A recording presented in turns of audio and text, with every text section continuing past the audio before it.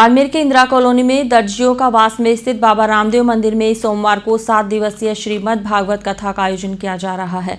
कथा के दूसरे दिन मंगलवार को कथा का वाचन करते हुए कथावाचक भागीरथ शास्त्री ने श्रीमद् भागवत कथा के कई प्रसंगों का संगीत में वाचन किया। इस दौरान श्रद्धालु भागवत कथा को मार्मिक प्रसंगों पर झूमते नाचते नजर आए। इंदिरा कॉलोनी के बाबा रामदेव मंदिर में आयोजित भागवत कथा के श्रवण को लेकर बड़ी संख्या में श्रद्धालु मौजूद रहे।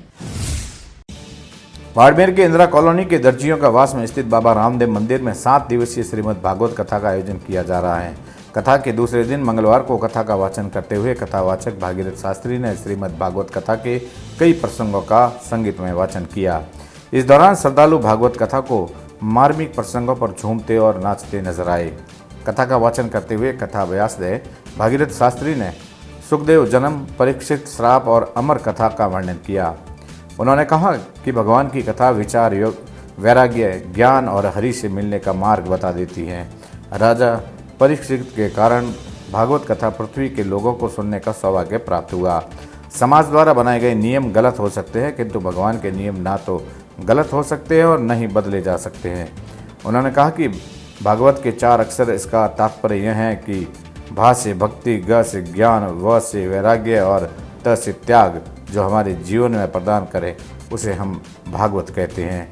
इसके साथ साथ भागवत के 6 प्रश्न, निष्काम भक्ति, 24 अवतार, नारद जी का पूर्व जन्म, परीक्षित जन्म, कुंती देवी के सुख के अवसर में भी विपत्ति की याचना करती हैं, क्योंकि दुख में ही तो गोविंद का दर्शन होता है। जीवन के अंतिम बेला में दादा भीष्म गोपाल का दर्शन करते हुए अद्भुत देह त्याग का वर्णन किया।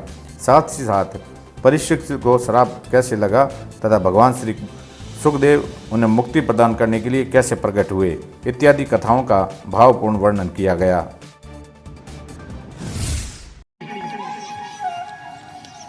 आज अभी सुखदेव मुनि कीर्तन करवा लागा और भगवान ने भजवा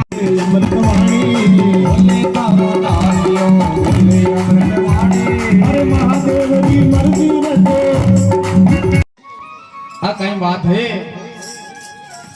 स्त्रियां बोले कि महाराज आपके बेटा रे प्रति यानी आपके बेटा के कोई मोह नहीं है। दर्जियों का वास स्थित बाबा रामदेव मंदिर में श्रीमद् भागवत कथा के दूसरे दिन की कथा के समापन से पूर्व आरती की गई। आरती करने के पश्चात उपस्थित श्रद्धालुओं में प्रसाद का वितरण किया गया। श्रीमद् भागवत कथा के दौरान बुधवार से गिरधारी दास द्वारा नैनीबाई का मायरा कथा का वाचन किया जाएगा। कथा श्रवण को लेकर सोमवार को बड़ी संख्या में श्रद्धालु मौजूद रहे।